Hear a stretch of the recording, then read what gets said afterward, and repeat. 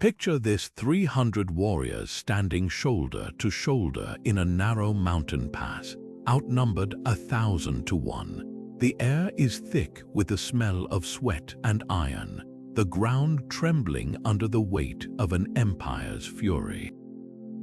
This is Thermopylae, where King Leonidas and his Spartans made their last stand, not just against the Persian army, but against the very idea of surrender. Their defiance wasn't just about battle, it was the culmination of a lifetime spent under the most brutal, bizarre, and unthinkable customs the ancient world had ever seen. Because the Spartans weren't just warriors, they were products of a society so extreme, so unforgiving, that even their own neighbors considered them utterly alien. What made these men capable of such impossible feats? The answer lies in the shocking, often disturbing rituals that defined Spartan life from birth to death. Imagine a world where newborns were inspected like livestock, weak or deformed infants left on a mountainside to die, where boys as young as 7 were torn from their mothers and thrown into a merciless training system designed to break them down, then rebuild them as living weapons. Where stealing was encouraged, but getting caught meant brutal punishment, not for the crime but for the failure. This wasn't just discipline, it was a societal obsession with perfection that bordered on madness. And that's just the beginning. Behind the legend of Spartan invincibility lies a web of strange, sometimes horrifying traditions that defy modern understanding. Why did they bathe their infants in wine? What was the purpose of the infamous Crypteia, where young Spartans were sent to hunt and kill enslaved people as a test of stealth? How did a society that worshipped physical prowess also produce some of the most formidable minds of ancient Greece? Over the next few minutes, we'll unravel 30 of the most astonishing Spartan customs, practices so extreme, they'll make you question everything you thought you knew about history's most feared warriors. Strap in. This journey into the Spartan psyche isn't for the faint of heart. The moment a Spartan child took its first breath, its fate hung in the balance not with the parents, but with the hardened elders who saw infants as either future warriors or burdens to their society. In a ritual as clinical as it was cruel, every newborn was bathed in undiluted wine, a test in itself. Weak babies would convulse or perish from the harshness of the alcohol while the strong survived. Then came the ultimate judgment. Elders would scrutinize the child for any flaw, a limp, a misshapen limb, even cries deemed too feeble. If the infant failed this inspection, it was taken to the slopes of Mount Taygetus and left exposed to the elements, wild animals, or starvation. No mercy, no second chances. This wasn't random brutality, it was calculated eugenics. Sparta's survival depended on an army of unmatched physical perfection, and they saw it as their duty to prune weakness before it could take root. Ancient writers like Plutarch describe the practice matter-of-factly, as if discarding a flawed tool rather than a human life. Archaeological digs near Taygetus have uncovered small bones, silent witnesses to this chilling tradition. Some historians argue the exposure of infants wasn't unique to Sparta, but no other Greek state institutionalized it so coldly, so systematically. The logic was twisted yet consistent with their values. Why waste resources on a child who could never hold a spear or bear healthy offspring? In a society where every meal, every scrap of clothing was rationed for military efficiency, sentimentality had no place. Even Spartan mothers, though renowned for their toughness, were expected to accept this sacrifice without protest. A famous anecdote tells of one woman handed back her sickly infant by pitying elders, who promptly smashed its head against a wall, declaring it was never fit to live. Whether legend or truth, the story encapsulates the Spartan mindset. Victory demanded absolute ruthlessness, starting at the cradle. But here's the grim irony. Some rejected infants may have secretly been spared by helot slaves who raised them in the shadows. These outcasts, if they survived, could never be Spartans' only living reminders of the system's unforgiving calculus. It's a haunting footnote to a practice that shaped history's most feared warriors, proving that Spartan greatness was built on foundations as unyielding as the mountains where they left their weakest to die. At 7 years old, a Spartan boy's childhood ended with a violence that would shock the modern world. Ripped from his mother's arms and handed a single coarse cloak, he was thrust into the Agoge, the state's ruthless machine designed to grind away weakness and forge the perfect soldier. This wasn't education as the rest of Greece knew it. In Athens, boys studied poetry and philosophy under the shade of olive trees, debating ideals of democracy. In Sparta, childhood was a luxury no one could afford. The Agoge's first lesson, survival. Boys slept on reeds they'd torn from riverbanks with their bare hands, their only shelter the open sky. Winter's bite or summer's scorch, they marched barefoot for miles until their soles hardened like leather. Food was deliberately scarce, not to starve them but to teach them to steal. A successful theft brought praise, but getting caught meant a beating, not for stealing but for failing to evade detection. One infamous story tells of a boy who hid a stolen fox under his cloak, letting it gnaw through his stomach rather than reveal his crime. Physical trials bordered on torture. The Dymastagosis saw boys whipped at the altar of Artemis until the ground was slick with their blood. Some died smiling to prove their endurance. Older teens faced the Crypteia, a secret rite where they were sent into the wilderness with nothing but a dagger, surviving for months by hunting or murdering helot slaves as practice for warfare.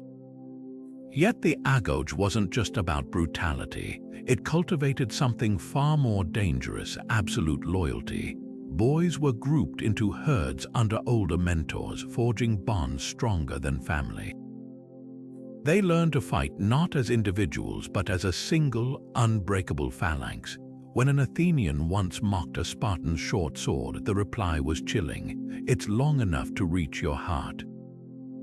That was the Agoge's true product: men who didn't just endure pain but weaponized it. While Athenian schools produced thinkers, the Agoge crafted living blades, honed so sharply that even their silence terrified enemies. A Spartan's greatest strength wasn't his spear, it was the grim certainty that no hardship could break him, and that, more than any battlefield, was where wars were won. In Sparta, theft wasn't just tolerated, it was a mandatory skill. Boys in the Agoge were given so little food that starvation became their greatest teacher. The state's twisted logic was clear: a warrior who couldn't outsmart hunger would never outsmart an enemy. So they turned necessity into a brutal game: steal to eat, but if you got caught, the punishment wasn't for the theft itself. It was for failing to be clever enough. Take the infamous fox story. A young Spartan, ravenous from days without proper rations, snatched a live fox from a farm. Hearing his instructors approach, he shoved the struggling animal beneath his tunic. As the creature's claws and teeth tore into his flesh, the boy stood motionless, face blank, until the elders passed. He collapsed only once they were gone, his stomach ripped open. The moral wasn't about right or wrong, it was about priorities. Pain was temporary, shame was eternal. This wasn't isolated cruelty. Another tale tells of a boy who stole a fox cub but accidentally dropped it, triggering a frantic chase through the barracks. When caught, he endured a beating so severe his spine cracked, not for taking the cub but for the noise that betrayed him. These stories weren't just shock value, they distilled Spartan values into visceral lessons. Hunger taught resourcefulness, pain taught endurance, humiliation taught vigilance. Even the act of stealing was ritualized. Targets weren't random boys raided the communal mess halls of their own elders, forcing them to defend their meals like seasoned soldiers. Successful thieves earned respect, but only if they shared their spoils with their herd. Greed was as shameful as incompetence. Behind the brutality lay a chilling pragmatism. In war, Spartans might need to infiltrate enemy camps or scavenge supplies behind lines. A soldier who hesitated or bungled a midnight raid would doom his entire unit.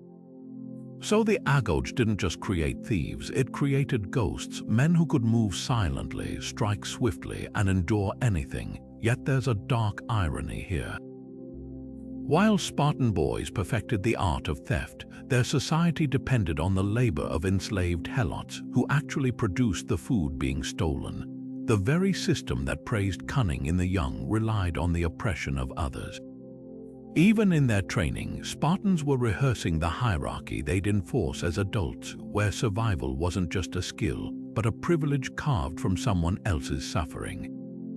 Among the Spartans' most chilling traditions was the Crypteia, less a training exercise than a state-sanctioned campaign of terror. Every year, select young men who'd survived the Agoge's brutal trials were handed daggers and sent into the wilderness with a single order: hunt the helots.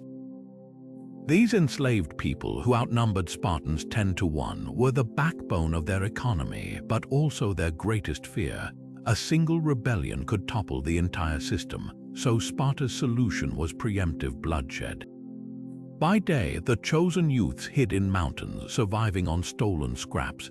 By night, they slithered into helot settlements, targeting the strongest and most rebellious. Ancient historian Plutarch describes how they'd strike without warning, vanishing before dawn, leaving corpses as warnings. Some accounts claim the killings followed a grotesque ritual. Victims were beaten first, their deaths framed as sacrifices to the gods. Was this mere training? The Crypteia served a dual purpose. It hardened future warriors in stealth and murder, yes, but it also functioned like a secret police force. Spartan leaders openly admitted its true goal: culling helots who might organize resistance. One notorious incident saw 2,000 helots slaughtered after being rewarded with freedom, a twisted ploy to eliminate the most capable among them. Modern scholars still debate whether the Crypteia was a rite of passage or outright terrorism. Some argue it mirrored other Greek initiation rituals, where youths proved their manhood through solitary survival. Others see it as pure psychological warfare, designed to keep the enslaved population paralyzed with fear. The truth likely lies somewhere in between. For Sparta, terror wasn't just a tool, it was the glue holding their entire society together, and the Crypteia's darkness was a feature, not a bug. What's most unsettling is how casually Sparta acknowledged this brutality. The Crypteia wasn't hidden, it was celebrated. Those who excelled at murdering defenseless people were praised as model citizens. In a society obsessed with honor, this was the ultimate contradiction. Men who'd sooner die than retreat in battle were trained to stab their own laborers in the back. It reveals the real Spartan secret. Their legendary courage depended on an ocean of blood, and not all of it was spilled on the battlefield. If there was one thing that disgusted Sparta's enemies more than their brutality, it was their cooking. The infamous black broth, melasomos, was a revolting concoction that became legendary across Greece. Picture a thick, greasy gruel made from boiled pork legs, vinegar, and salt, darkened with copious amounts of blood. It smelled like iron and rotting meat, clung to the spoon like tar, and tasted, according to one horrified visitor, like a wound left to fester. Yet to the Spartans, this wasn't just food, it was a weapon. Foreign dignitaries invited to Spartan feasts often gagged at the sight of it. One story tells of a man from Syracuse who, after tasting it, exclaimed that he finally understood why Spartans had no fear of death. The warriors laughed, that was the point. Black broth symbolized their contempt for comfort, their willingness to endure what others couldn't. While Athenian elites dined on spiced meats and honeyed figs, Spartan soldiers slurped their gruel with pride, sneering at anyone who needed flavor to survive. Modern chefs attempting to recreate the dish have fared no better. A historian working with a restaurant in Greece described the process as like trying to cook a battlefield.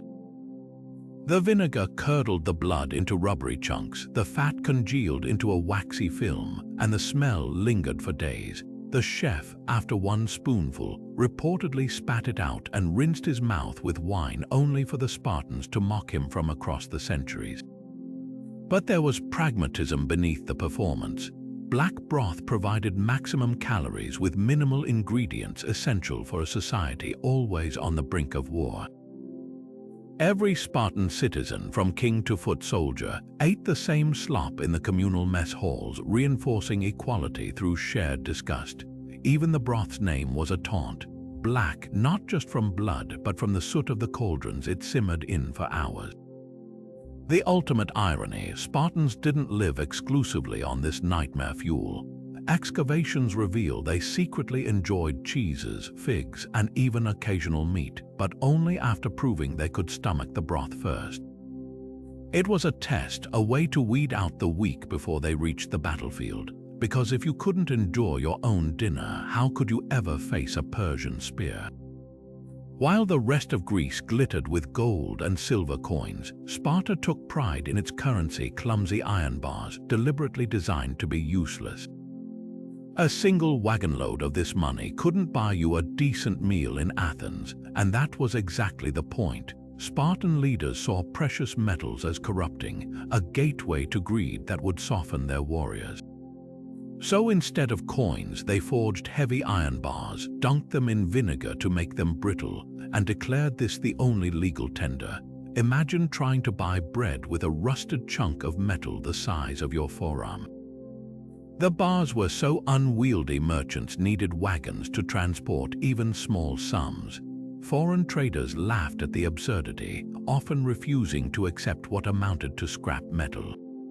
But Spartan leaders argued this kept their society pure. No one could hoard wealth when wealth was literally worthless outside their borders, yet the system backfired spectacularly. While Athens thrived on trade, funding art, philosophy, and naval supremacy with its silver drachmae, Sparta's economy stagnated. Their iron bars couldn't purchase foreign grain during famines, hire mercenaries in wartime, or bribe enemy cities, tools Athens used masterfully. Even worse, the policy bred hypocrisy. Spartan kings and generals secretly amassed fortunes in forbidden gold, stashing it abroad while publicly praising their iron poverty. Aristotle skewered the practice in politics, calling it childish. He noted that Sparta's currency didn't eliminate greed, it just drove it underground.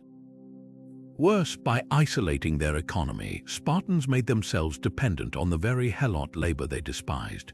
While Athenian coins built an empire, Sparta's iron bars became a symbol of stubbornness, cutting them off from the Mediterranean's thriving trade networks. The cruelest twist, Sparta's iron money wasn't even original. Archaeologists found similar systems among prehistoric tribes, hardly company fit for history's most feared warriors. In the end, their rejection of gold wasn't strength but fear, a brittle attempt to freeze time while the world moved on without them. In Sparta, even love was a battlefield. Forget flowers and poetry here, marriage began with a kidnapping. The ritual known as marriage by capture wasn't some barbaric relic but a carefully staged performance. A young Spartan man, having secretly courted his chosen bride with her family's approval, would stage a dramatic abduction. The groom, often in his mid-20s after completing military training, would burst into the bride's home, sweep her up in a mock struggle, and carry her off as she pretended to resist. But the real shock came when the bride arrived at her new home, shaved, bald, and dressed in men's clothing. This bizarre disguise served two purposes. First, it stripped away feminine beauty, forcing the groom to see her as a partner rather than an object. Second, it confused any mischievous spirits who might curse the marriage. The bride would wait alone in a dark room until her husband slipped in after his evening meal, only to leave again before dawn. For months, sometimes years, these furtive visits continued, with the groom returning to his military barracks each morning as if nothing had changed. On the surface, this seemed like pure male dominance, men choosing wives, controlling access, dictating terms. But dig deeper, and the system reveals Sparta's trademark pragmatism. By delaying cohabitation, they ensured young soldiers remained focused on training. The brief, secret visits also naturally spaced out pregnancies, preventing a population boom that could strain their fragile slave-dependent economy. Even the shaved heads had a practical edge. Lice were rampant in Spartan barracks, and no bride would bring infestations into her new home. Yet the ritual's darkest implication lay in its control of women's bodies. A Spartan wife wasn't just a spouse, she was a state-sponsored womb expected to produce strong future warriors. The secrecy surrounding early marriage ensured no one could track fertility cycles, removing pressure from young couples while still guaranteeing eventual offspring. It was population engineering disguised as romance, where even the most intimate moments served the cold calculus of military supremacy. Foreign observers found the practice baffling. Athenian playwrights mocked Spartan women as barely married, while philosophers sneered at the lack of traditional courtship, but Sparta didn't care. Their marriages produced something Athens' lavish weddings often failed to: children who survived infancy in a society where only the strongest were allowed to thrive. In the end, every stolen bride, every midnight visit, every shaved head was just another move in Sparta's endless game of survival. In Sparta, being single wasn't just a personal choice, it was a crime against the state. While Athens fined bachelors or barred them from public office, Sparta turned humiliation into a weapon. Unmarried men over 30 were banned from the Gymnopaedia, the sacred festival where young warriors showcased their athletic prowess. But exclusion was just the start. Some accounts describe bachelors being dragged into the agora, stripped naked, and forced to march in circles while crowds jeered. Others tell of public beatings administered by groups of women who'd strike them with reeds or pelt them with rotten food. The message was clear: your body belonged not to you but to Sparta. This wasn't mere tradition, it was desperation. Years of relentless warfare had hollowed out Sparta's population. At one point, historians estimate there were barely 1,000 full Spartan citizens left, outnumbered by enslaved helots nearly 100 to 1. Every unwed man was a wasted asset, a missing link in the chain of warrior production. Unlike Athens, where bachelor taxes quietly filled state coffers, Sparta's punishments were performative, designed to shame men into marriage. Even the famed Spartan wit turned vicious here. Unmarried elders were called tresontes, tremblers, the same term used for cowards who fled battle. The irony: Sparta's own system created this crisis. By taking boys at 7 and isolating them in the Agoge for decades, they delayed marriage until men were already hardened soldiers. Meanwhile, Spartan women, raised to value strength over romance, reportedly mocked bachelors by singing insults at festivals or refusing to stand for them in public. It was societal pressure cranked to a breaking point where love wasn't just encouraged but enforced at the edge of a spear. Compare this to Athens, where bachelors paid a modest tax but still enjoyed civic life. An Athenian philosopher could shrug off marriage to ponder the stars. A Spartan who tried that might find himself dodging rotten eggs in the town square. Both cities faced population decline, but only Sparta weaponized shame, turning personal choices into public spectacles. Yet for all its brutality, the policy failed spectacularly. By the 4th century BC, Sparta's citizen numbers had collapsed further, proving that even terror couldn't force a society to reproduce when its very structure made family life an afterthought to war. While the women of Athens lived cloistered in shadowy courtyards, forbidden even from speaking their husbands' names in public, Spartan women strode through the sunlight with heads held high. Here, in Greece's most militaristic society, females enjoyed freedoms that would make an Athenian choke on his wine-owning land, competing nude in athletics and voicing opinions so boldly that foreign visitors recoiled in horror. The poet Alcman didn't just admire Spartan women, he immortalized them in verse, comparing their legs to racehorses and their grace to golden statues moving through fire. Land ownership was the most revolutionary privilege. When men died in battle, a frequent occurrence, their estates passed not to male relatives but to wives and daughters. By the 4th century BC, women controlled nearly 40% of Sparta's territory. They managed vineyards, bred livestock, and negotiated deals while Athenian women couldn't even inherit a spoon. Plutarch recounts how one Spartan queen, Gorgo, advised her husband on military strategy, bluntly telling him to either increase your army or shorten your borders. Physical training was equally radical. While Athenian girls wove cloth in dim rooms, Spartan females trained alongside boys in wrestling, javelin, and foot races, often naked. The annual Hurrian Games, held in honor of Hera, saw young women compete fiercely, their bodies bronzed by the sun. This wasn't about vanity. Sparta needed mothers who could bear strong warriors. A woman's fitness was seen as civic duty, not scandal, but the freedom came at a price. Athenians like Euripides spat venom in their plays, labeling Spartan women thigh showers and unnatural. His tragedy Andromache sneered that they rule their men and wander the streets like packs of dogs. Even Aristotle, usually measured, claimed Sparta fell because women grew luxurious and dissolute with too much power. Yet these attacks reveal more about Athenian insecurity than Spartan reality. Beneath the insults lay genuine fear. Spartan women's autonomy threatened the entire Greek gender order. When an Athenian woman once asked Gorgo why only Spartan females controlled men, she quipped, "Because only we give birth to real men." It was a cutting truth. While other Greek states silenced half their population, Sparta weaponized theirs. A society that bred perfect warriors needed women who were more than just wombs. They had to be thinkers, strategists, and above all, unbreakable. Archaeology confirms their influence. Excavated Spartan artifacts include bronze figurines of women running, not demurely draped like Athenian statues. Their graves sometimes contain weapons, suggesting roles beyond domesticity. Even their speech patterns differed. Fragments of Spartan poetry show women using the same terse, commanding language as their husbands. This exceptionalism had limits, of course. Spartan women still couldn't vote or hold political office, but compared to the gilded cages of Athens, their lives were shockingly free. The real scandal wasn't their athleticism or property rights, it was their refusal to apologize for existing.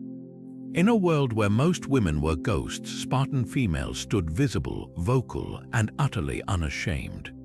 While other Greek cities saw dancing as entertainment or religious ritual, Sparta turned it into something far deadlier, a form of war disguised as art. Their most feared performance, the Pyrrhic dance, was less a spectacle than a lethal rehearsal. Picture rows of young Spartans armed with spears and shields, moving in perfect syncopation to the beat of drums. Each stomp mimicked a phalanx advance, every spin a dodge from enemy blows, their formations shifting seamlessly from offensive lines to defensive squares. Unlike the flowing, poetic dances of Athens, the Pyrrhic was a brutal pantomime of combat, designed to ingrain movement so deeply that it became instinct on the battlefield. Plato, rarely one to praise Sparta, admitted their dances were the most beautiful sight a man might see, not for their grace but for their terrifying precision. He marveled at how hundreds of warriors could pivot as one unit without a single misstep, a skill that made Spartan charges nearly unstoppable. Modern military historians compare it to modern-day drill training, where repetitive motions build muscle memory. But Sparta took it further. Their dances weren't just practice, they were psychological conditioning. A soldier who'd spent years dancing the Pyrrhic would unconsciously mirror its rhythms in battle, his body reacting before his mind could hesitate. Athenians sneered at the spectacle. To them, dance belonged in symposia or theater, accompanied by lyres and laughter. A painted vase from Athens shows Spartan dancers as grotesque figures, all bulging muscles and exaggerated strides, a caricature of discipline gone mad. Yet the mockery hid unease. When an Athenian envoy once witnessed the Pyrrhic, he reportedly whispered, "These men don't dance, they're sharpening their swords with their feet." Archaeology confirms the dance's centrality. Fragments of Spartan pottery depict armed dancers mid-leap, their shields overlapping like scales on a serpent. Even more telling are the grooves worn into practice grounds at Sparta's ruins, not from marching, but from countless repetitions of the Pyrrhic signature stomps and pivots. The earth itself bore witness to their obsession. What's often overlooked is the dance's secondary purpose, unity. In a society where individualism could mean death, the Pyrrhic hammered home the lesson that survival depended on moving as one. A misstep wasn't just embarrassing, it was treason. Xenophon noted that Spartan commanders would halt entire campaigns to make soldiers dance, not for morale, but to realign their coordination. The message was clear: your body wasn't truly yours, it belonged to the man beside you in the formation. The ultimate irony, Athens' most celebrated military triumph, the phalanx victory at Marathon, was arguably won through tactics borrowed from Spartan dancing. Yet they never admitted it. To acknowledge Sparta's superiority in rhythm would have meant surrendering their belief in cultural supremacy. So they laughed, even as their own commanders secretly drilled troops with steps suspiciously reminiscent of the Pyrrhic. Sparta, ever pragmatic, didn't care about credit. They knew the truth. In their world, art and war weren't just connected, they were the same deadly discipline. In Sparta, even kings weren't exempt from swallowing pride and terrible food side by side with common soldiers. The Syssitia, Sparta's mandatory mess halls, were more than just dining clubs. They were the great equalizer where every citizen, from monarch to foot soldier, choked down the same black broth on rough wooden benches. These weren't social gatherings but military exercises disguised as meals, where the clatter of spoons served as a constant reminder. In Sparta, your worth was measured not by your title, but by your ability to endure and contribute. Each Spartan over 20 was assigned to a Syssitian, a dining group of about 15 men who became his second family. Membership wasn't optional, it was the cornerstone of citizenship. Every month, members had to contribute fixed amounts of barley, cheese, figs, and wine from their personal lands. Fall short just once, and you'd find yourself stripped of your political rights, demoted to the ranks of the inferiors. Ancient sources describe men weeping as they carried their meager offerings, knowing failure meant social death. The historian Xenophon noted that even King Agesilaus once faced ridicule for bringing slightly smaller portions than required, a humiliation no other Greek ruler would have tolerated. But beneath this facade of equality festered a rot of corruption. Wealthy Spartans, forbidden from hoarding gold, found loopholes in the Syssitia system. Some bribed the mess cooks, often helots, to add secret luxuries to their portions, a drizzle of honey here, an extra sliver of meat there. Others gifted superior wine to their entire group, buying loyalty through their purses. Archaeologists excavating Syssitian sites have found pottery fragments with residues of expensive spices absent from standard Spartan fare, a quiet evidence of the hypocrisy lacing this communist ideal. The Syssitia's true genius and flaw was its psychological warfare.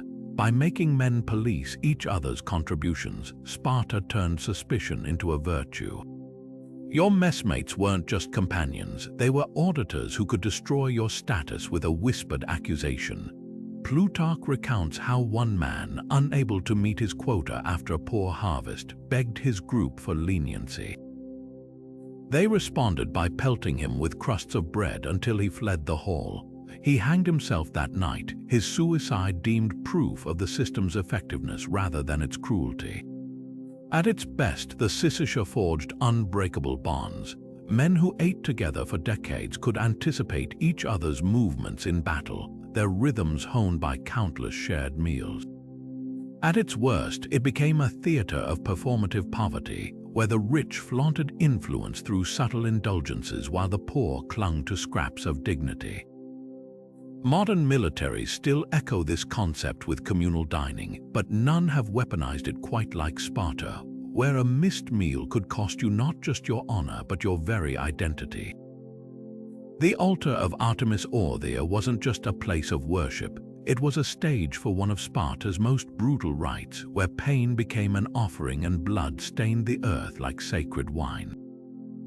Known as the Diamastagosis, this ritual turned endurance into spectacle, as boys as young as 12 lined up to be whipped until their backs ran red. But here's the twisted detail: the goal wasn't just to survive the lash, it was to stand motionless, silent, even smiling as the blows rained down. Some collapsed. A few died. Those who endured without flinching earned a title more precious than gold: crypts, hidden ones, the elite who could withstand anything. Roman tourists who later witnessed the ritual recoiled in fascinated horror. Writer Lucian described crowds gashing as priests laid cheesecakes around the altar, daring boys to steal them while being flogged. A grotesque game where the quickest hands won, but the toughest flesh triumphed. By the Roman era, the Diamastagosis had devolved into a macabre tourist attraction. Wealthy visitors from across the empire paid hefty fees to sit in shaded galleries, watching Spartan youths get whipped for entertainment. The Romans, no strangers to bloodsport, still found it disturbing. One account mentions a boy's death met with applause, his corpse carried away as priests calmly called the next contestant.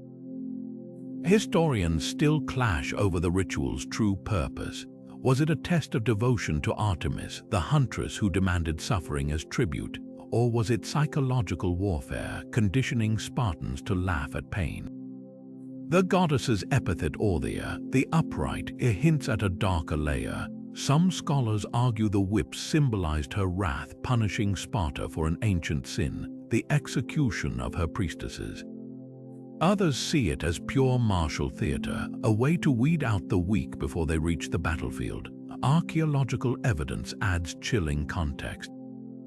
Excavations at the sanctuary unearthed tiny lead figurines, votive offerings shaped like limbs, likely left by mothers praying their sons would emerge whole. The altar itself, originally wood, was replaced with stone after centuries of blood seeped into its base, rotting it from within. Even the dirt tells a story. Soil analysis revealed abnormally high iron content, likely from millennia of spilled blood. The Diamastagosis's most disturbing legacy might be its perversion of worship. In most Greek cults, offerings were burnt or buried, clean, symbolic gestures. Sparta's offering was living flesh, and their prayer was a scream swallowed in silence. When a Roman senator once asked why they practiced such barbarity, a Spartan elder supposedly replied, "You ask why we beat our children. Because we do not beat our enemies enough." It was a lie. Of course, Spartans beat both relentlessly, but the ritual's real lesson wasn't about toughness. It was about control, over pain, over fear, even over the gods themselves. Modern reenactors attempting to replicate the Diamastagosis with accurate whips found that even trained adults crumpled after a dozen strikes. Yet Spartan boys endured hundreds, their training so thorough that some allegedly begged for more to prove their superiority. This wasn't just endurance, it was a perverse addiction to suffering, cultivated so deeply that pain became the only language they understood. The Roman tourist stands are long gone, the altar now a crumbling relic. But the echoes of those blows still linger, a reminder that Sparta's greatest victories weren't won on battlefields, but in the souls of children taught to worship agony. To a Spartan, the borders of Laconia might as well have been the edge of the world. Leaving without state approval wasn't just discouraged, it was illegal, punishable by exile or worse.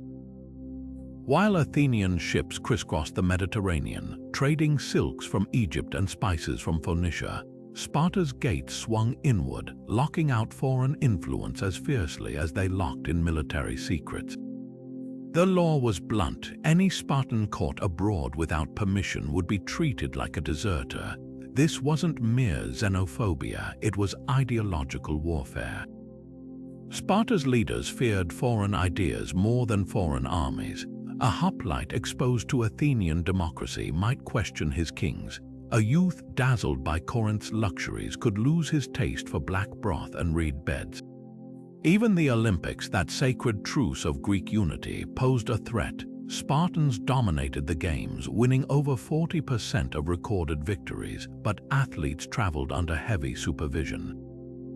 Victors received no grand parades upon return, just quiet nods, lest fame inflate their egos. One champion, praised too exuberantly by a foreign poet, was promptly fined for accepting flattery unfit for a Spartan. The contrast with Athens couldn't be starker. While Sparta hunkered behind its mountains, Athenian ports teemed with Syrian merchants, Thracian mercenaries, and Persian scholars.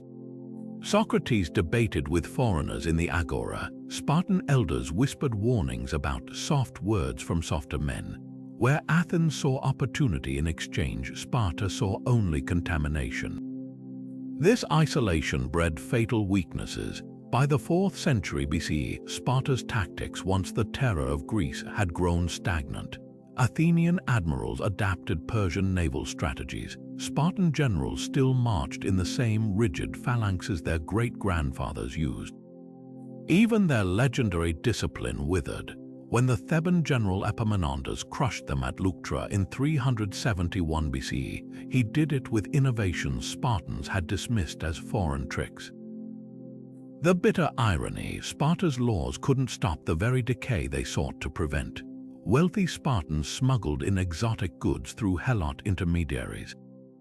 Kings like Agesilaus, who campaigned abroad, returned with pockets full of Persian gold and heads full of dangerous ideas. The state's final undoing came not from invasion, but from the slow seep of the outside world, proof that no walls, no matter how high, can hold back human curiosity forever. In Sparta, there was no fate worse than surviving a battle your brothers had died fighting. These men, branded as tresontes or tremblers, weren't just disgraced, they became walking warnings of what happened when courage failed. Picture a Spartan warrior once honored in the Syssitia, now forced to wear a cloak patched with colored rags like a beggar, his beard half-shaved in grotesque mockery, the unkempt side a permanent advertisement of his shame. But the real torment came in the details. Mothers pointed him out to their sons as cautionary tales. Mess halls fell silent when he entered, and even enslaved helots were said to spit in his path. The case of Aristodemus, sole survivor of Thermopylae, reveals the system's ruthless logic. While Leonidas and his 300 became legend, Aristodemus, sent away from the battle with an eye infection, returned to a living hell. Plutarch records how he was denied fire and water, the most basic necessities, until he purged his disgrace by charging suicidally into the Persian ranks at Plataea. His death wasn't celebrated as heroic but as overdue. Even more telling, another Thermopylae survivor, Pantites, hanged himself without being ordered, understanding the unwritten rule. In Sparta, survival could be guiltier than death. What makes the tremblers truly disturbing is how their punishment inverted Spartan values. These weren't criminals or traitors. They were men who'd simply retreated when the line broke, or, like Aristodemus, missed a battle by chance. Yet their treatment was calculated theater. The patchwork cloak made them unmissable in a society where uniformity equaled strength. The half-beard weaponized masculinity itself. Spartans took pride in their oiled, groomed facial hair as symbols of virility. Forcing a trembler to mutilate his was psychological castration. Modern parallels exist: the French shaving collaborators' heads after World War II, or Russia's use of cowards' uniforms in the Chechen Wars. But Sparta's system was uniquely perpetual. Athenian cowards might lose voting rights or pay fines, but they could eventually rebuild their lives. A trembler's mark followed him to the grave, ensuring even his descendants bore whispered shame. Archaeologists note an odd gap in Spartan burials. While heroes were interred with full honors and helots dumped in pits, there's no record of where tremblers were laid to rest. It's as if their very bones were deemed unworthy of memory. The ultimate irony: Sparta needed tremblers. Their public suffering wasn't just punishment, it was motivation for others to fight harder. When a young soldier saw a broken man shuffling through the Agora, he didn't just see a failure, he saw his future if he ever let fear win. In that sense, every trembler still served Sparta, not as a warrior, but as the most potent warning the state could devise: better to die on your feet than live beneath their sneers. While Athens chiseled its laws into marble for all to see, Sparta's legal code existed only in the whispers of elders and the shadowy pronouncements of the mythical Lycurgus. Their constitution, the Great Rhetra, wasn't a document but a sacred oracle, a series of cryptic verses supposedly delivered by the Pythia at Delphi. No copies were kept, no scrolls archived. Justice flowed from memory alone, passed down through generations like a secret hymn. To an Athenian, this would have been chaos. To a Spartan, it was perfection. Written laws, they believed, were for societies that lacked discipline. True Spartans carried the law in their bones. The Great Rhetra's vagueness was its power and its peril. Phrases like, "the people shall have voice and power," could mean anything when shouted in the Spartan assembly. Kings and ephors wielded this ambiguity like a weapon, twisting interpretations to suit their agendas. Take King Pausanias, the victor of Plataea, who later grew so drunk on power he allegedly plotted with Persia. His downfall came not from breaking written statutes, there were none, but from elders declaring he'd defied the ancestral customs. No trial, no evidence, just the crushing weight of oral tradition. Athens' democracy thrived on transparency. Court speeches were published, laws displayed publicly, and every citizen could argue their case before hundreds of jurors. Sparta's system, by contrast, ran on whispered precedent. A dispute over land, elders would recall how Lycurgus supposedly settled a similar case centuries prior. An accusation of cowardice, the punishment echoed some half-remembered verse about bringing shame to the wolf's blood. This fluidity allowed Sparta to adapt swiftly in crises, but it also bred tyranny. When the ephors wanted to execute a rival, they didn't need proof, just a convincing spin on ancient sayings. The irony was stark. Athens, with its obsessive legalism, saw constant lawsuits and political gridlock. Sparta, free from paperwork, suffered bloody purges whenever factions clashed over what Lycurgus truly meant. Even the Rhetra's origins were suspect. Many historians believe it was retroactively invented to justify Spartan elitism. By the time Rome rose, Sparta's oral laws had become so convoluted that visiting diplomats joked it was easier to navigate a maze blindfolded than understand their judiciary. Yet Sparta's distrust of written words wasn't entirely irrational. In a society where literacy was rare outside the elite, relying on memory ensured only the right people, those steeped in Spartan tradition, could interpret justice. It was control disguised as custom, a way to keep power concentrated in the hands of those who'd memorized the rules of the game. The system's fragility became obvious when Sparta's population dwindled. As elders died without passing on their knowledge, the Rhetra's gaps grew wider until even Spartans couldn't agree on what their own laws demanded. By then, it was too late. The threads of oral tradition had unraveled, leaving nothing but silence where once there'd been the illusion of order. The Gerousia wasn't just a council, it was Sparta's iron fist wrapped in the gnarled hands of old men. 28 elders, all over 60, held powers that would make a Roman consul shudder. They drafted laws, judged capital crimes, and could veto even the kings with a single word. But their most chilling authority, deciding which newborns lived or died during those infamous mountain inspections. Imagine a group of gray-bearded warriors, their bodies scarred from decades of battle, now holding the fate of infants in their calloused palms. This wasn't democracy, it was gerontocracy, rule by the aged for the ruthless. Electing new members to this shadowy senate was a spectacle unlike anything in Greece. Candidates didn't give speeches or make promises. Instead, they marched silently before the assembled Spartans while hidden judges listened, not to words but to cheers. The louder the crowd's roar for a candidate, the more likely he'd join the Gerousia. It was democracy stripped bare, reduced to pure vocal ferocity. One ancient source claims men would hire cheerleaders to boost their volume, turning the process into Sparta's strangest contest. The Romans, with their elaborate Senate vetting rituals, would have found this barbaric. No ancestry checks, no wealth requirements, just the raw energy of a crowd's throat. The Jarauja's inner workings were deliberately opaque. Deliberations happened behind closed doors, and dissenting opinions vanished into the silence of unanimous public votes.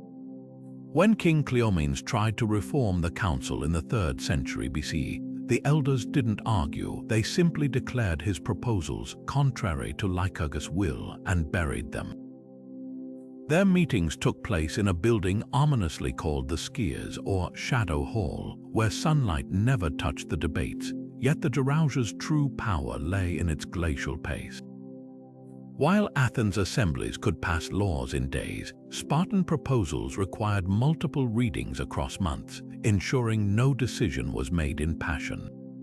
A Roman senator might bribe his way to swift action. A Jarauja member could stall simply by stroking his beard and murmuring, "This requires more thought."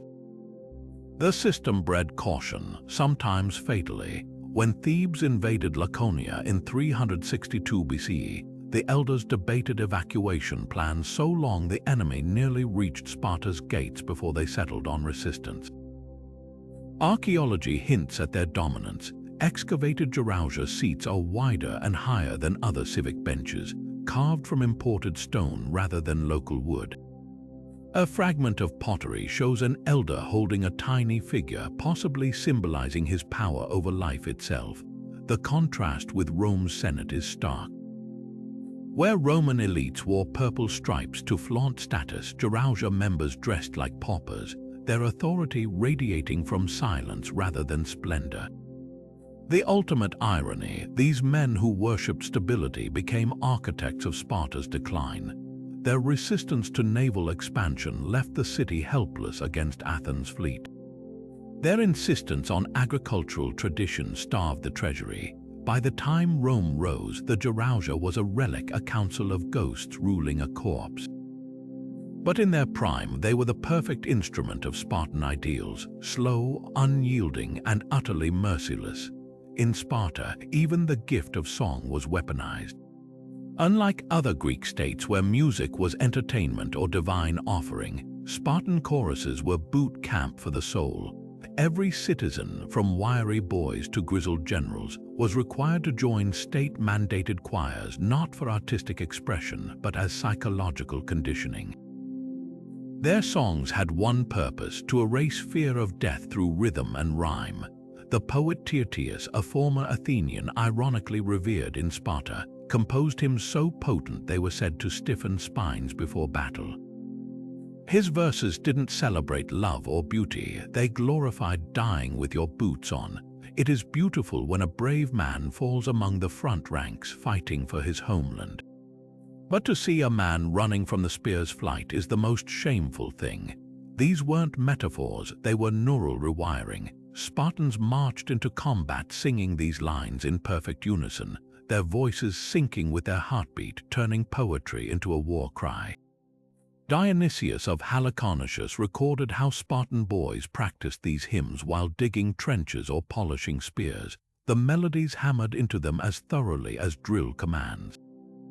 A soldier who forgot his lyrics during rehearsal faced harsher punishment than one who dropped his shield, because forgetting words meant your mind could wander, and wandering minds hesitated in battle. The mockery of poor singers reveals the system's brutality. Athenians might chuckle at an off-key performance. Spartans treated it as treason. Plutarch describes how men with weak voices were assigned back rows during festivals, their muffled tones drowned out by stronger singers.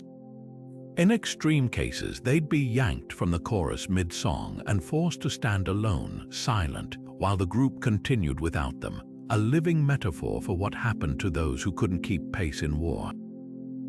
Archaeologists have found ceramic fragments depicting these choruses, the singers' mouths grotesquely wide, veins bulging in their necks as if volume mattered more than melody.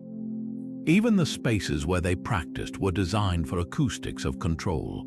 The theater at Sparta had no raised stage, just flat ground, forcing performers to project straight ahead like soldiers delivering a battle report. What unsettled outsiders wasn't the singing itself, but its eerie precision.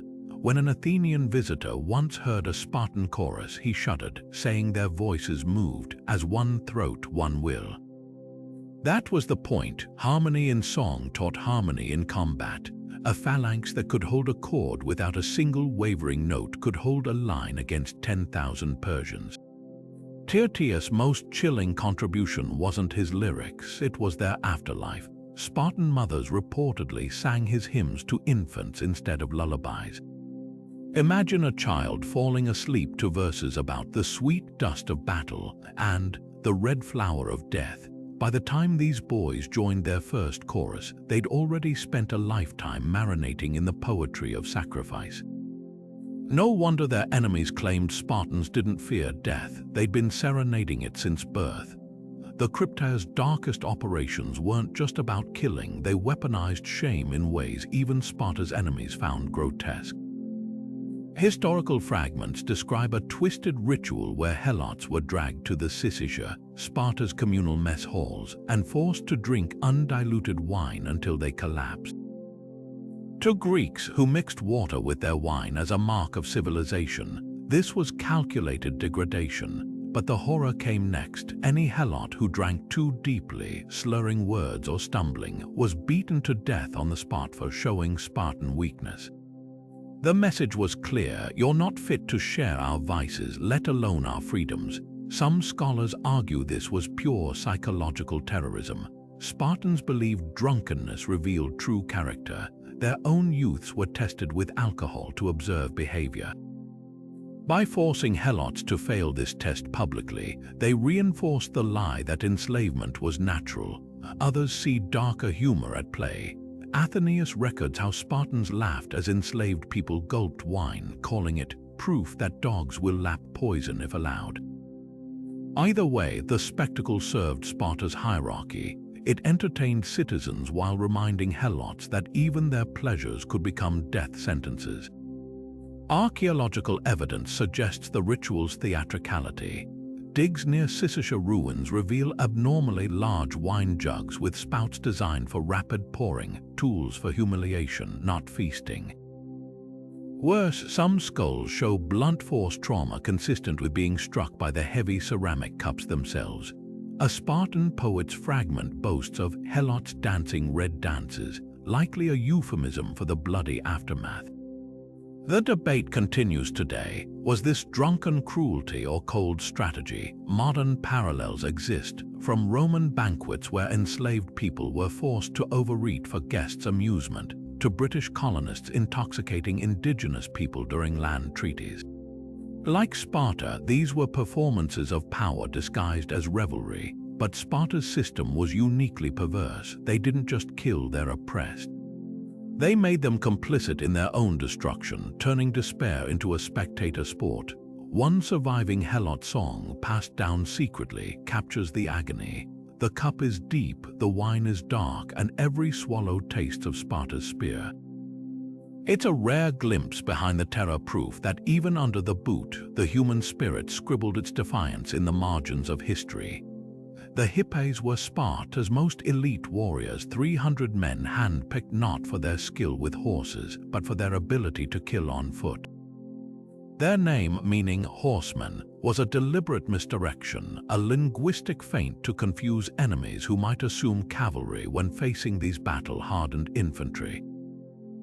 These weren't just bodyguards for the kings, they were the razor's edge of Spartan control, deployed not only against foreign threats but to crush rebellions bubbling up from within. Their most infamous operation wasn't on some distant battlefield, but in the shadowed streets of Sparta itself during the conspiracy of Synodon. A disenfranchised Spartan, neither full citizen nor helot, Synodon had seen the rot festering beneath Sparta's polished facade. He knew the helots outnumbered their masters 20-1, and he believed that if he could ignite their rage, the entire system would collapse. What he didn't account for was the Hippies' cold efficiency. When whispers of revolt reached the Ephors, they didn't panic. Instead, they sent Synodon on a fake mission with a handpicked squad of hippies. Only after leaving the city did their leader reveal the true orders. Synodon was to be arrested immediately. The hippies, trained to obey without hesitation, didn't flinch. Xenophon recounts how they bound Synodon like a sacrificial animal, then dragged him back through Sparta's streets. His wrists slit just enough to leave a trail of blood, a silent sermon for any would-be rebels. What makes the hippies truly chilling isn't just their loyalty, but their paradox. These horsemen who never rode were tasked with maintaining a system they themselves might have resented. Membership wasn't hereditary. Even the sons of kings could be excluded if they faltered. Yet they enforced a hierarchy that kept countless like Synodon trapped in second-class purgatory. Archaeologists have found votive offerings from hippies at the temple of Artemis, or they are tiny lead figurines of warriors on foot, not horses, proof that even in prayer they remembered their true role, not as riders but as the boot on Sparta's throat. The conspiracy's aftermath revealed their darkest function. While Spartans boasted of equality among citizens, the hippies existed to remind everyone else that equality had limits. When helots whispered of freedom, when marginalized Spartans like Synodon dreamed of change, the hippies descended like a hammer. Their name may have been a lie, but their purpose was brutally honest, to ensure no one, inside or outside Sparta, ever forgot who ruled. Every summer, when the sun burned hottest over Sparta, the city's warriors stripped bare for the Gymnopaedia, a festival where endurance wasn't just tested, it was worshipped. Picture hundreds of men, oiled and naked, their bodies glistening under the relentless glare as they danced for hours in formation, their sandals slapping the scorched earth in perfect unison. Wrestling matches followed, not in shaded gymnasiums, but under the open sky, with elders watching closely for any flinch, any gasp for mercy. This wasn't mere spectacle, it was a sacrament to Apollo, the god who demanded suffering as the price of perfection. The ritual's brutality served a divine purpose. Spartans believed Apollo's favor could only be earned through trials that mirrored his own relentless sunlight, unyielding discipline, the agony of pushing past human limits. Participants didn't compete for crowns or prizes. Victory meant surviving with dignity intact. One account describes a dancer collapsing mid-routine, his comrades stepping over him without breaking rhythm. To stop would dishonor the god, to continue honored Sparta. Yet the Gymnopaedia's most astonishing moment came not from Spartan resilience but from enemy pity. In 362 BC, while Theban forces marched toward Sparta, they arrived mid-festival to find the city undefended, its warriors dancing instead of fortifying walls. The Theban general Epaminondas, a brilliant tactician who'd already shattered Sparta's military myth at Leuctra, ordered a halt. Watching the spectacle, men twirling with spears, their skin blistering under the sun, he reportedly muttered, "Let them dance." Only madmen or gods would do this, and either way, they're no threat today. His army withdrew, leaving Sparta untouched. Archaeology offers eerie clues about the festival's intensity. Excavations near the Agora revealed patches of soil fused into glass from years of ceremonial fires. Votive offerings, tiny bronze figurines of contorted dancers, show bodies stretched to inhuman angles. Even the festival's name whispered its purpose, Gymnopaedia, combining gymnos naked and paideia education. This wasn't entertainment, it was the final exam of a Spartan's lifelong training. Foreigners who witnessed the Gymnopaedia recoiled at its masochism. An Athenian diplomat quipped that Sparta had replaced the muses with a branding iron. But Spartans knew the truth. In a world where shade was weakness and sweat was prayer, the festival distilled their entire philosophy. Beauty was irrelevant. Only endurance mattered. While other Greeks built statues to honor their gods, Spartans used their own flesh as living monuments, their scars the inscriptions, their suffering the offering. Death in Sparta was as austere as life. No weeping, no epitaphs, no treasures to accompany the departed. while Athenian graves overflowed with painted vases, gold jewelry, and elaborate stone carvings proclaiming the deceased's lineage. Spartan burial sites were silent fields of anonymity. Only those who fell in battle earned the right to a named marker, and even then the inscription was brutally simple, just the name followed by "in war." No poetry, no family history, no grand achievements, as if the very act of dying for Sparta rendered all other details trivial. This wasn't neglect, it was deliberate erasure. By stripping funerals of pomp, Sparta severed the ties between the living and the dead that other Greek cities held sacred. In Athens, families gathered at tombs to pour libations and share meals with ancestors, weaving a tapestry of memory across generations. Sparta burned that tapestry. A warrior's grave might be visited once, if at all, before the state reclaimed his plot for the next anonymous occupant. No offerings, no annual rituals, no chance for a cult of the dead to take root.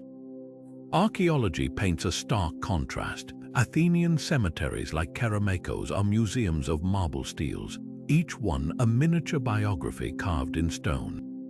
Spartan graves, when found at all, are shallow pits lined with nothing but a skeleton and perhaps a single iron weapon, tools for Hades, not tributes to the departed. Even the burial shrouds were reused, stripped from one body to clothe the next. The message was clear: in Sparta, you served the state in life, and in death you vanished into its collective memory.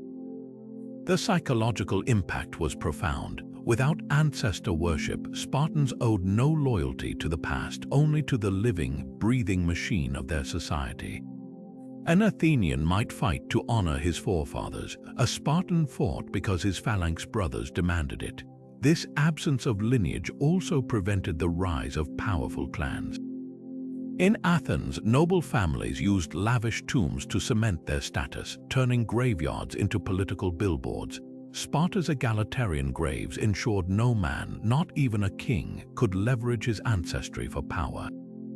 Yet there's a haunting contradiction here. Spartans who died in battle were celebrated as heroes, but only as symbols, not individuals. Their names were recorded on collective monuments, their deeds absorbed into the mythos of the state. A warrior's glory belonged to Sparta, not his family. Even the famed epitaph at Thermopylae, "Go tell the Spartans, stranger passing by, that here obedient to their laws we lie," wasn't carved by Spartans but by Greeks from other cities. Sparta itself left no such poetry. Their dead weren't memorialized, they were recycled into propaganda. The ultimate irony: this system, designed to eliminate vanity, may have backfired. With no personal legacy to aspire to, some Spartans grew desperate for battlefield glory, not for their own names, but for the fleeting recognition of a state that would forget them by the next generation. It's no wonder that by the late Spartan period, mercenaries and adventurers began abandoning the city, seeking fame abroad that their homeland would never grant.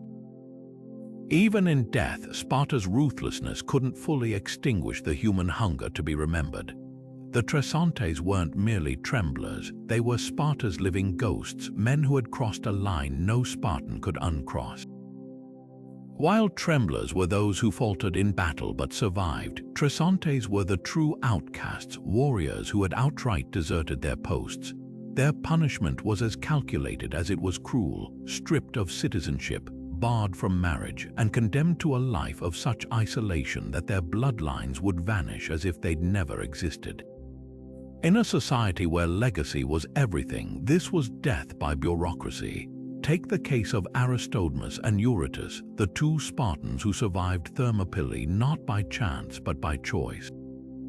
Both had been stricken with severe eye infections before the final stand, and King Leonidas pragmatically ordered them to retreat for treatment.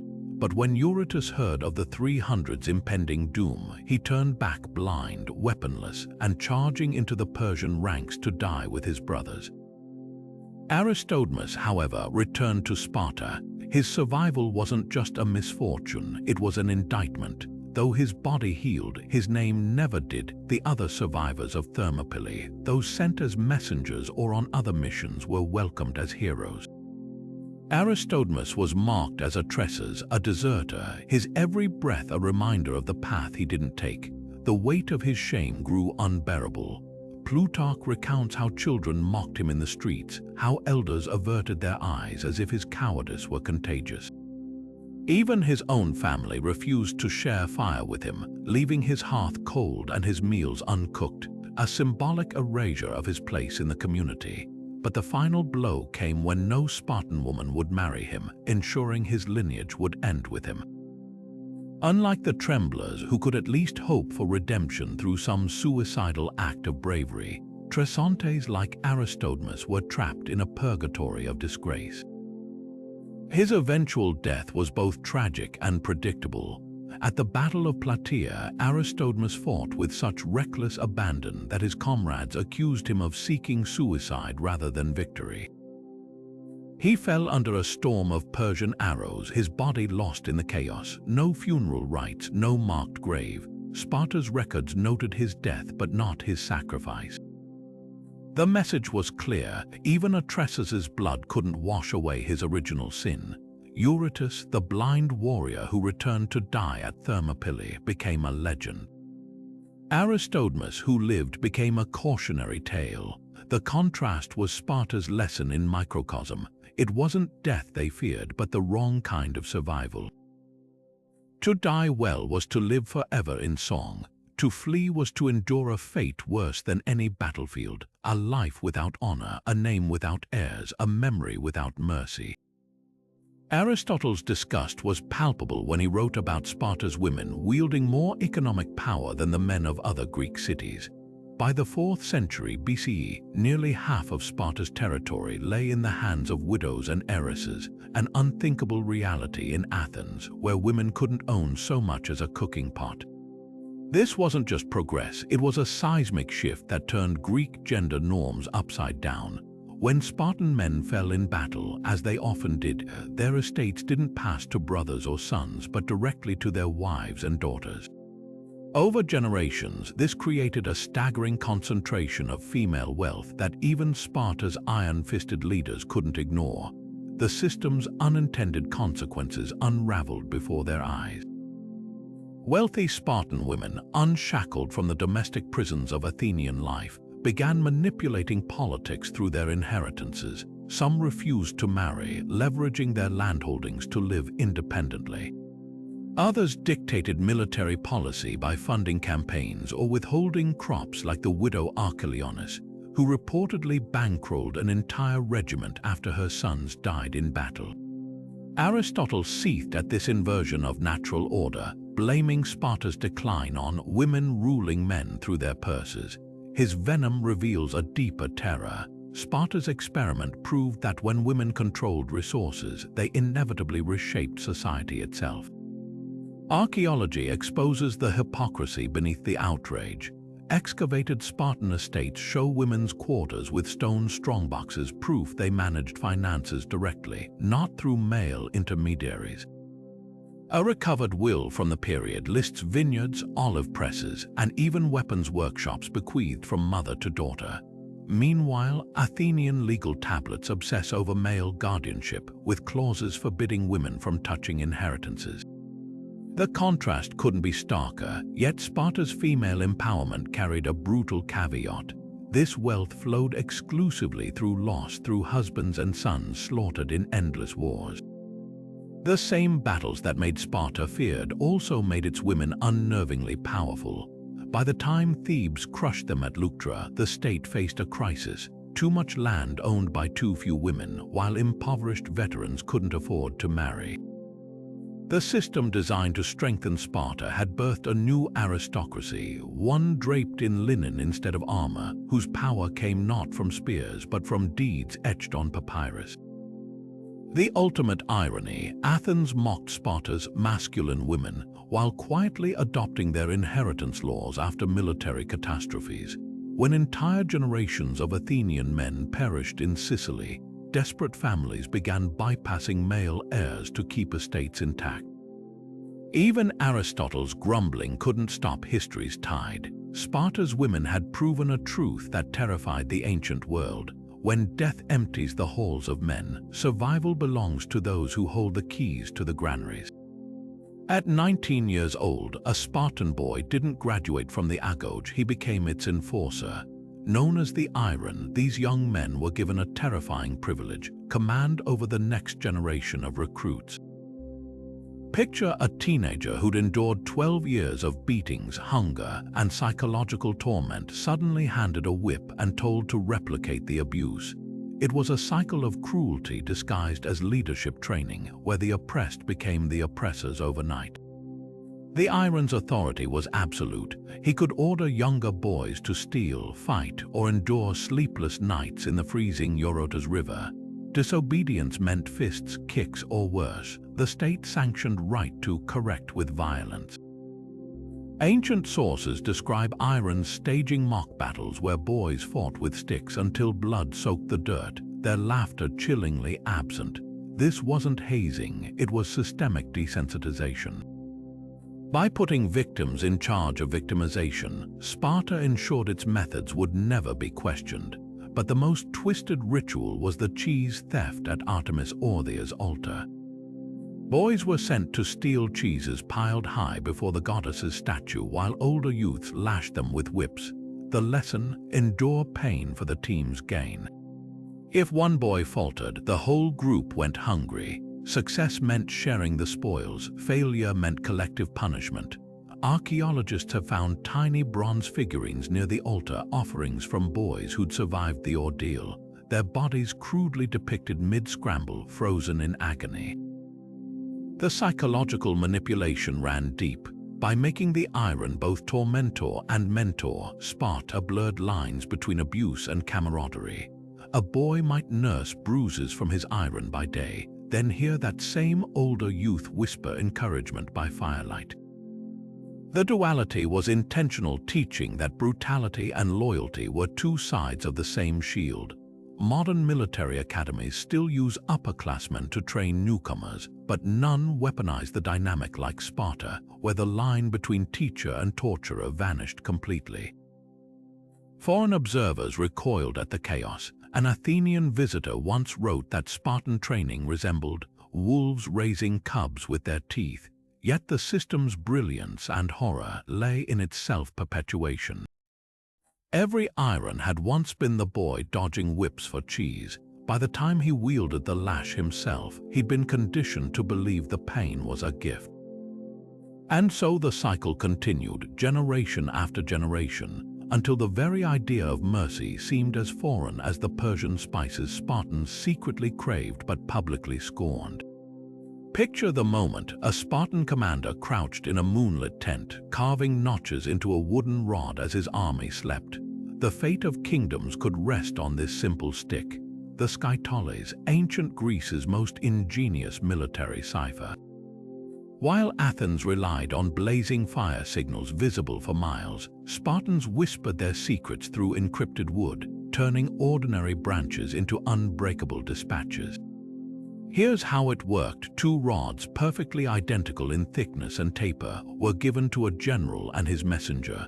The sender would wrap a leather strip diagonally around the Skytoles, then inscribe his message lengthwise across the coils. Unwound, the strip revealed only gibberish, random letters scattered like fallen leaves, but wound around its twin rod, the words snapped back into chilling clarity. Modern codebreakers have spent decades reconstructing this system. Historian David Kahn, in The Codebreakers, describes a painstaking experiment where teams tried replicating the Skytoles using ancient tools. The margin for error was razor thin. A rod even slightly too thick would misalign the message, a flaw Spartan woodworkers avoided through obsessive precision. Some scholars believe the rods were crafted from sacred olive trees, their growth rings ensuring uniformity. The real breakthrough came when researchers realized the encryption's brilliance lay in its simplicity. No complex ciphers, just geometry harnessed for war. Compare this to Athens' fire signals, which historian Thucydides praised for their speed but lamented for their vulnerability. A chain of beacons could announce Persians sighted in minutes, but any enemy watching the mountaintops got the same warning. Sparta's skytoles, meanwhile, could be smuggled in a sandal or tucked into a cloak, its meaning hidden even if intercepted. One account tells of a captured Spartan messenger who, realizing he'd be searched, snapped his skytoles in half and swallowed the leather strip. His captors found only an innocuous stick, while his general, miles away, received no orders at all and knew immediately something was wrong.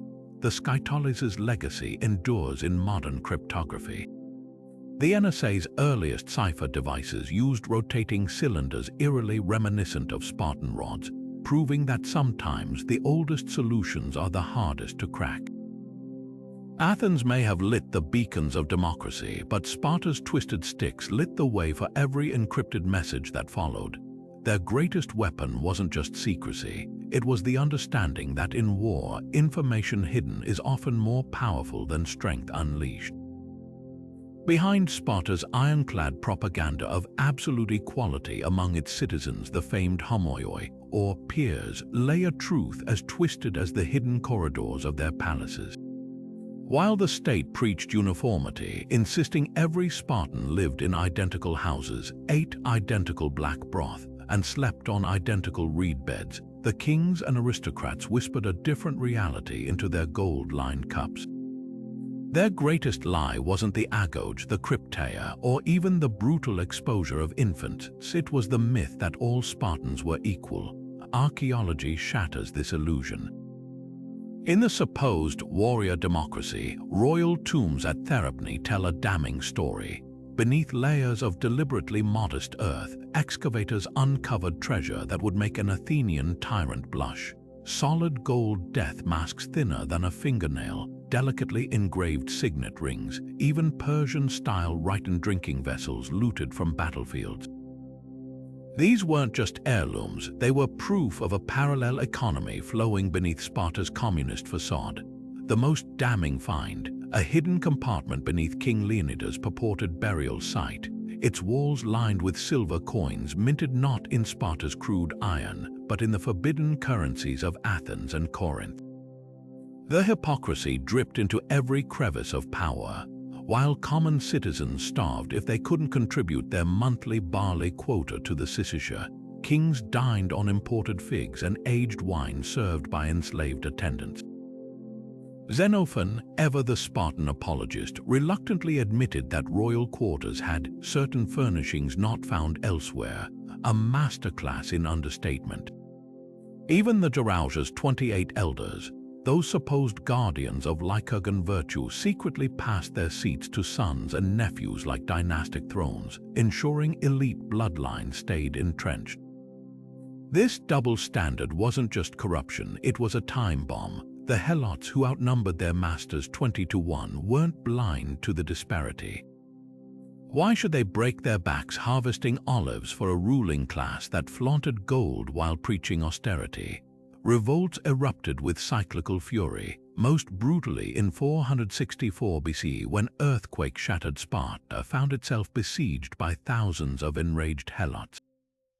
The rebels didn't just want freedom, they targeted the Eurotas Valley villas where Spartan nobles hoarded their luxuries, burning storehouses of hidden spices and smashing smuggled Athenian pottery. The brutality of the suppression, the Crypteia's death squads hunting rebels for months, betrayed Sparta's real fear, not military defeat, but the collapse of their carefully constructed lie. If helots saw the elite's greed, why shouldn't they demand their share? If common warriors discovered their kings wore silk beneath their scarlet cloaks, why obey the rhetoric of sacrifice? Modern scholars like historian Stephen Hodkinson have mapped this elite hypocrisy through land ownership records. By tracing olive press installations and vineyard sizes, his team proved that while Sparta's laws forbade private wealth, a handful of families controlled nearly 70% of arable land by the 4th century BC. Their equals were anything but their equality, a performance staged over mass graves of the truly disenfranchised. The bitter punchline, Sparta's downfall came not from Persian arrows or Theban spears, but from the rot of its own myth. When mercenary armies began offering gold for Spartan soldiers' services, men raised on tales of communal pride defected by the hundreds. Why starve for a state whose rulers feasted? Why die for equality when your betters had long since abandoned it? In the end, the helots' revenge wasn't rebellion. It was watching their masters become the very thing they'd sworn to destroy. Men who chose wealth over honor, self-interest over sacrifice, proving the homoioi were never peers, just predators in plain sight. Deep in Sparta's shadowed corners, where the state's obsession with bloodlines and legitimacy festered, an entire class of young men grew up with daggers in their belts and fury in their hearts, the Parthenii. These were the sons of virgins, a cruel euphemism for children born outside Spartan marriage laws, their very existence a crack in the facade of Lycurgus' perfect society. While Sparta preached equality among its pure-blooded warriors, these boys were branded as living mistakes, denied citizenship, barred from the Agoge, and left to simmer in the margins. Their rebellion in the 7th century BCE wasn't just an uprising. It was the inevitable detonation of Sparta's own hypocrisy. The tinder ignited when Sparta, desperate for soldiers during the brutal Messenian Wars, enlisted the Parthenii as auxiliary troops. But when victory came, the city abruptly discarded them, refusing to share spoils or grant land. Ancient historian Antiochus of Syracuse describes the moment the outcast snapped. A secret midnight meeting where hundreds of Parthenii, their faces lit by stolen firebrands, swore oaths to either overthrow Sparta or die trying. Their plan was shockingly sophisticated, synchronized attacks on the barracks, the royal palaces, even the sacred altar of Artemis Orthia. Only a last-minute betrayal by one of their own spared Sparta from becoming a slaughterhouse. The state's response was characteristically ruthless. Rather than execute the conspirators, which might create martyrs, the elders exiled them under the guise of colonization. Armed with nothing but a dubious oracle's blessing, the Parthenii were marched to the coast and shoved onto leaky ships bound for southern Italy. But in a twist Sparta never anticipated, these rejects didn't just survive, they thrived. Landing in the rocky heel of Italy's boot, they wrested the city of Tara's modern Taranto from local tribes and built a civilization that outshone their Spartan roots. Taranto became a commercial powerhouse, its harbors overflowing with Athenian pottery, Egyptian glass, and most gallingly Spartan iron bars melted down and recast as coins. Archaeology confirms their vengeance in bronze and marble. Excavations in Taranto reveal tombs filled with armor deliberately mimicking Spartan styles, but embellished with intricate engravings of serpents and ships, motifs banned in austere Laconia. A recovered wine cup depicts a scene scholars believe shows the Parthenii's exile. Spartan soldiers herding youths onto a vessel while a winged Nike figure crowns the departing rebels. It's a stunning middle finger carved in clay. The deeper question lingers like the smell of Taranto's famous purple dye. Did Sparta's obsession with purity doom it? By the 4th century BC, the city was hemorrhaging citizens, its rigid laws leaving the military desperate for recruits. Meanwhile, Taranto's mixed-blood descendants fielded armies strong enough to fight Rome to a standstill. The very boys Sparta cast out for being impure built a society more resilient than the one that rejected them. Perhaps the cruelest irony lies in modern DNA studies. Genetic analysis of Taranto's ancient graves shows Spartan paternal lineages persisting for centuries, precisely the bloodline Sparta tried to erase. The Parthenii's revenge wasn't just wealth or power, it was biological continuity. Their descendants still walk southern Italy today, carrying strands of Spartan DNA that outlasted the brittle purity of the homeland. The lesson is as brutal as a Spartan whip. Systems that worship exclusion don't just create enemies, they arm them with the very strength that could have saved them. The Spartan Kopis wasn't just a drinking party, it was a battlefield where words replaced spears, and the only casualties were reputations. Picture this, a smoke-filled hall, men reclining on rough-hewn benches, their iron cups brimming with wine stronger than anything Athens dared to serve. But here's the twist: while Athenian symposia floated on poetry and Plato's dialogues, Spartan Kopis knights roared with bare-knuckled debates about war, land reform, and which king was bleeding the treasury dry. This was democracy stripped of pretenses, where the wine flowed as freely as the insults, and every man was expected to hold his liquor like he held his shield, without flinching. The rules were as unforgiving as the Agoge: arrived drunk and you'd be dragged out by your ankles, fail to leave by dawn, and you'd wake to find your name carved into the wall of shame outside the Syssisha. One account tells of a Spartan who passed out mid-argument, only to be paraded through the streets at sunrise strapped to a stretcher, his snoring drowned out by the jeers of helots. The message was clear: in Sparta, even revelry had discipline. Athenian symposia were theaters of intellect where men like Alcibiades dazzled with rhetoric while flute girls danced between couches. Spartan Kopis gatherings had no such refinements. Xenophon records how debates often devolved into wrestling matches, with opponents settling political disputes by grappling on the floor until someone yielded, sometimes literally. Wine wasn't diluted to soften edges, it was served raw, a test of endurance as much as enjoyment. A Spartan who couldn't argue coherently after 5 cups was considered weak, a liability in a society where even drunkenness had tactical value.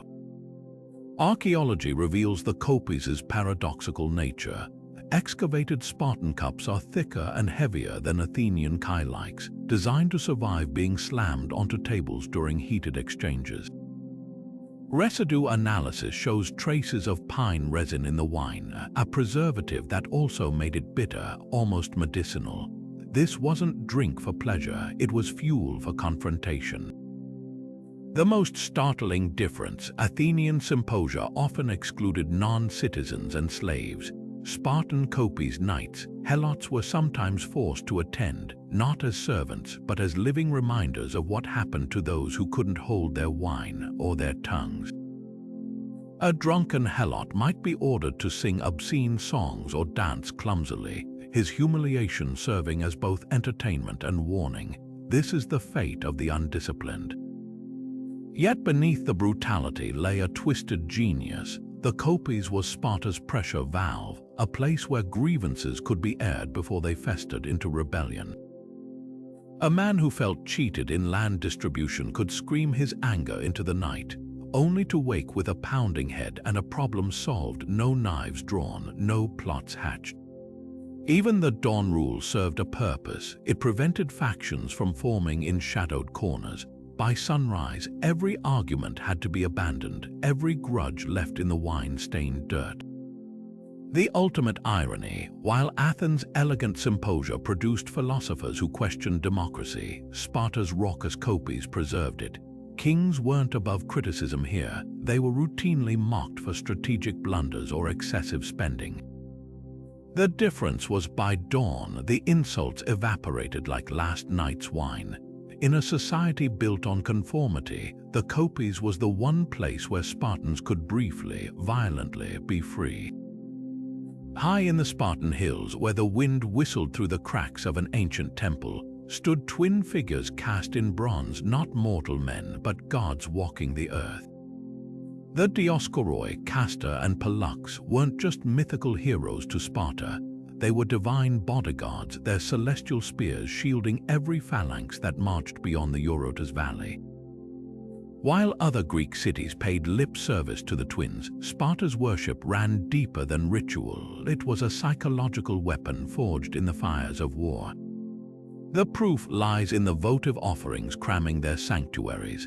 Excavations at the temple of the Dioskoroi unearthed hundreds of miniature warriors, each figurine frozen mid-charge, shields raised as if the gods themselves were marshalling a spectral army. But these weren't generic tributes. Archaeologists note how the bronzes mirror Spartan equipment down to the dents on their aprons, deliberate craftsmanship, blurring the line between mortal and divine. A hoplite offering such a figurine wasn't just praying for protection. He was inserting himself into the god's legend, whispering to the heavens, "Make me as unbreakable as them." Helen of Troy's local cult adds a layer of familial propaganda. As the twins' sister, her Spartan shrine framed the infamous beauty not as a traitor who sparked war, but as a daughter of Sparta whose worth demanded an empire's destruction. Fresco fragments show Helen crowned not with roses, but with myrtle, a plant associated with victorious athletes. The message, even her scandal, was a Spartan triumph. The Dioscoroi's battlefield miracles fueled this reverence. Multiple accounts describe phantom warriors clad in star-spangled cloaks appearing at crucial moments during the grueling siege of Messenia, or the chaos of Plataea, only to vanish when the tide turned. Rationalists dismiss these as mass hallucinations under stress, but Sparta nurtured these visions. Before battle, commanders would point to the constellation Gemini, shouting, "The twins march with us." It was theater as theology, turning celestial bodies into active participants in Sparta's wars. Modern psychology recognizes the power of such beliefs. Soldiers carrying talismans or photos show measurable increases in endurance. Sparta weaponized this instinct systematically. Every bronze figurine, every midnight chant under Gemini's glow was a cognitive reinforcement that they fought alongside gods. The irony, while the Dioscoroi were worshipped as protectors of sailors elsewhere in landlocked Sparta, their divinity was retooled for infantry. Even the gods had to adapt to Spartan priorities. The cult's darkest twist lay in its mortality paradox. Unlike immortal Zeus or Athena, Castor and Pollux alternated between Olympus and the underworld, a cycle of death and rebirth mirroring Sparta's own ethos. Young warriors were taught that falling in battle didn't mean oblivion, it meant joining the twins' celestial patrol. This wasn't just comfort, it was incentivized sacrifice. Why fear death when you could become part of the divine guard detail? Yet the cult's brilliance lay in its flexibility. As Sparta's fortunes waned, the Dioscoroi evolved again, becoming symbols of hope for a fading power. 4th century BC coins show the twins not with swords, but with olive branches, their starlight now guiding desperate mercenaries overseas. Even in decline, Sparta understood what few others did. Gods are what you need them to be. For a society built on war, the Dioscoroi were the perfect patrons, warriors who never truly died, just like the legend Sparta fought to preserve. The Hyacinthia was Sparta's paradox carved into ritual, 3 days where grief and feasting collided, and the rigid walls between Spartan and helot briefly crumbled. At the heart of this festival lay the tragic myth of Hyacinthus, the beautiful youth loved by Apollo until a stray discus strike, some say blown off course by a jealous Zephyrus, left him bleeding out in the dust. While other Greeks turned the tale into poetry, Sparta weaponized it. The first day was pure mourning, no songs, no garlands, just somber processions to Hyacinthus' tomb at Amyclae. Citizens wore plain, undyed tunics, ate bread devoid of honey or fruit, and poured libations of water instead of wine. Even laughter was forbidden, a startling contrast to Sparta's usual celebration of strength over sentiment. But dawn on the second day shattered the silence. Trumpets blared as the entire city erupted into celebration, with feasts so lavish they reportedly bankrupted lesser households. Tables groaned under roasted boar, honey cakes shaped like lotus flowers, and wine flowing from amphorae painted with Hyacinthus' fading smile. The abrupt shift wasn't random, it mirrored Spartan philosophy. Death was inevitable, but surrender to sorrow was weakness. Hyacinthus died, but Apollo ensured his blood spawned the hyacinth flower, a lesson in transformation through loss. The most radical element wasn't the myth, but the participants. For these 3 days, helot Sparta's enslaved underclass were not just permitted but compelled to join. They feasted at the same tables, drank from the same cups, and even competed in games alongside citizens. Ancient historian Polycrates recorded the surreal sight of Spartan nobles arm wrestling helot farmers, their hands equally stained with olive oil and wine.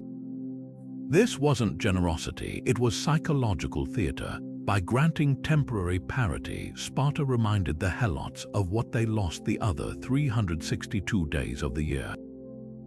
The festival's finale drove the point home. As the sun set on the third day, helots were required to perform a drunken, stumbling dance called the byboses, while citizens watched stone-faced. The message was clear: your taste of freedom is just another performance we control. Archaeology reveals the festival's calculated duality. Excavations at Amyclae uncovered two distinct artifact layers, one filled with broken black figure pottery from the mourning period, another with brightly colored shards from the feast. More telling are the iron collars found nearby, likely removed for the festival, then reforged afterward. The Crypteia wasn't unity, it was pressure valve, a staged catharsis to prevent real rebellion. Yet cracks in the facade appeared. Some helots reportedly hid festival wine to savor later, a small act of defiance. Spartans who shared extra food with favored helots found themselves fined for over-familiarity. Even the gods seemed to mock the pretense. Records mention years when sudden storms drenched the celebrations, forcing Spartans and helots alike to huddle under the same makeshift shelters.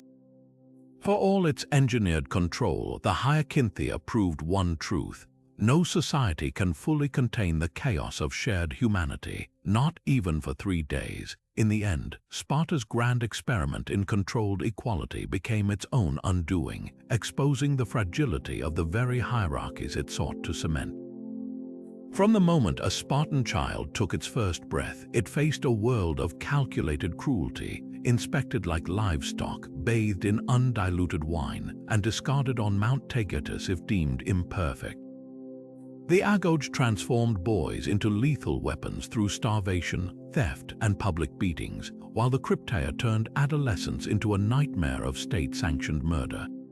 Even their infamous black broth, a concoction so revolting it made enemies pity them, was less a meal than a test of endurance. These weren't just traditions, they were survival drills disguised as culture, forging warriors who could stand unmoved as foxes gnawed their flesh or Persian arrows darkened the sky. Yet Sparta's greatest strength became its fatal flaw.